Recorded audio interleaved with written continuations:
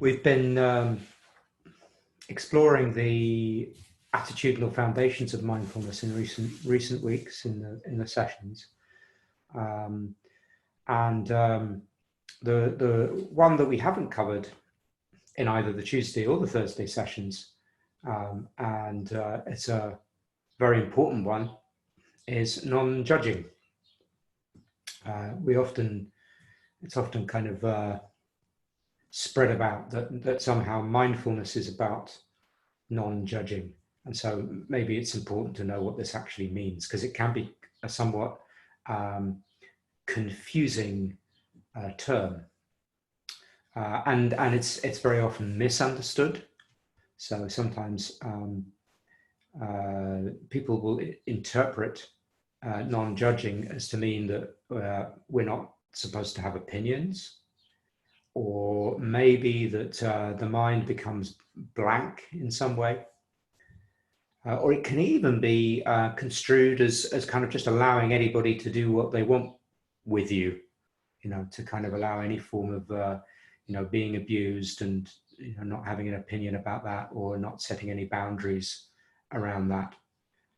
And none of these are really have anything to do, well, they don't have anything to do with non-judging.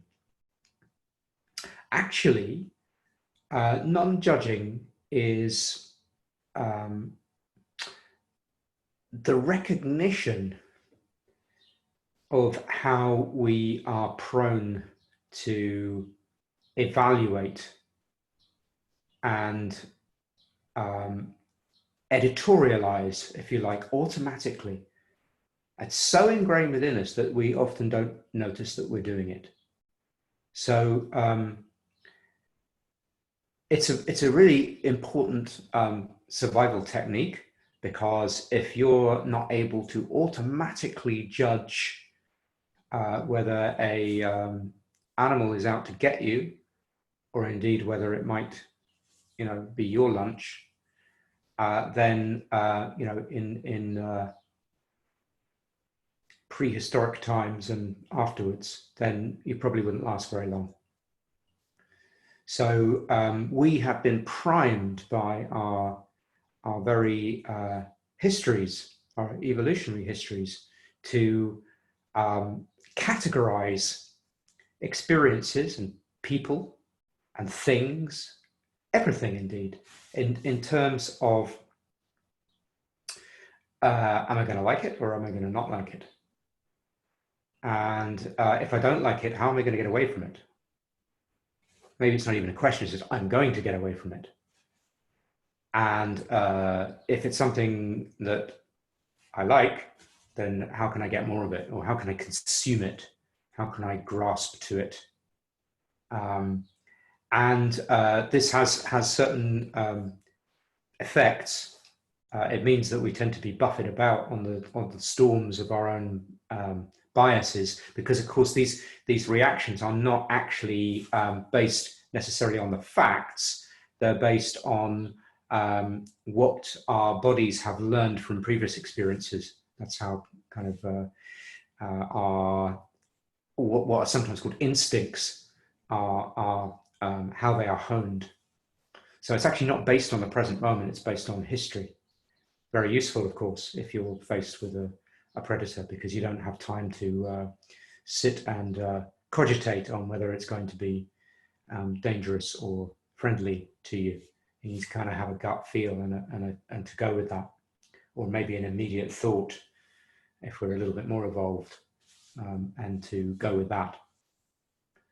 So it's these judgments that are being made all of the time about, how is our experience and what do I need to do about it in order to prosper in a kind of evolutionary sense.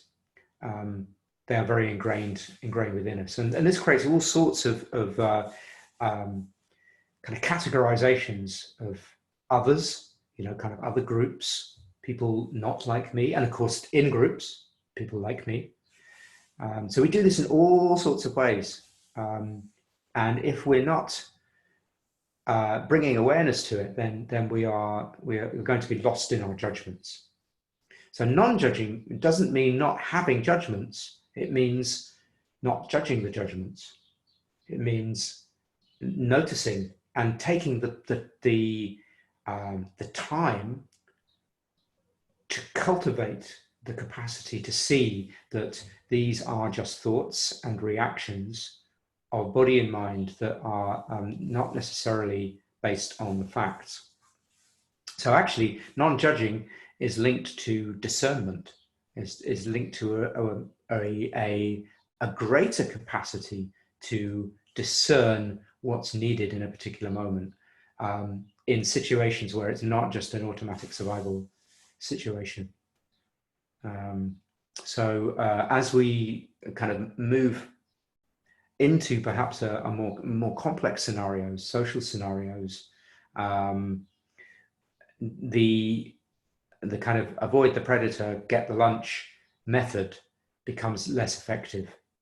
It's still needed, of course, but it doesn't work so well with these more nuanced situations. And when we get together as cultures and societies and friends and family, and actually even all of those categories themselves are in some sense a kind of a selfing and an othering.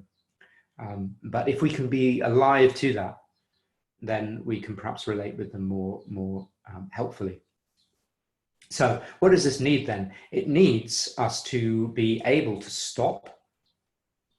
It needs us to be able to recognize what's going on.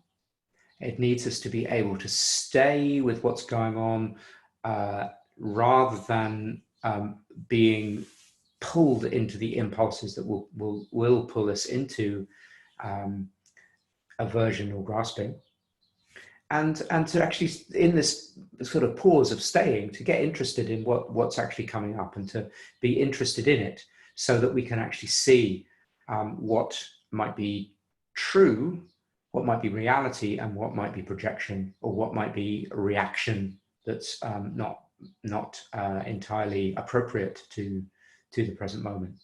So we're kind of taking a sort of a scientist approach where we stand back, and in order to be able to stand back and look at what's going on, we have to be able to pause and refrain from following the usual impulses. And of course, this is what our practice, our mindfulness practice, is training us in. There's another sort of unhelpful byproduct of the judgmental approach, is that not only do we tend to be judgmental of others and things and the external world, but we actually apply it to ourselves too.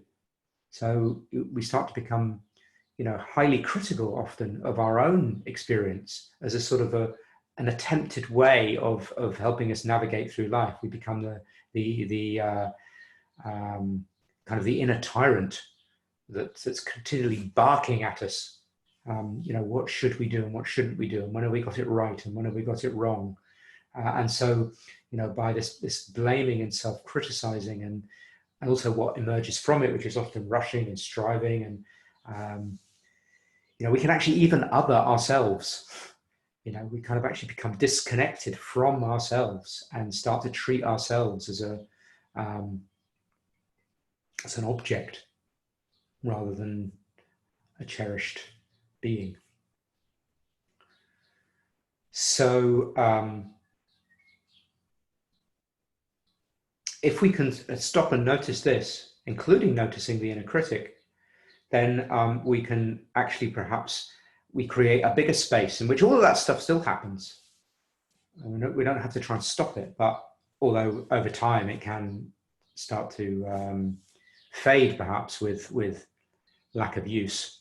If we don't give something energy, it begins to fade, although this can take a long time with something as ingrained as the inner critic. But people do report that it fades over time, over periods of months and years.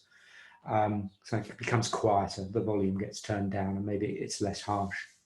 But even if that doesn't happen, we're creating a space in which that can be held along with everything else that's here, which includes our sensory experience. It includes perhaps our wise mind self that can actually be supportive to us and others, that can recognize the interrelationality of ourselves with the world, and therefore can see perhaps when we're cutting ourselves off from that and pretending that it doesn't exist for a sort of short-term benefit.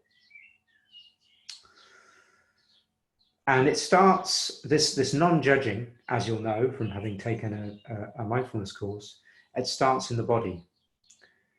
Because actually the body doesn't judge. Your body has never judged you.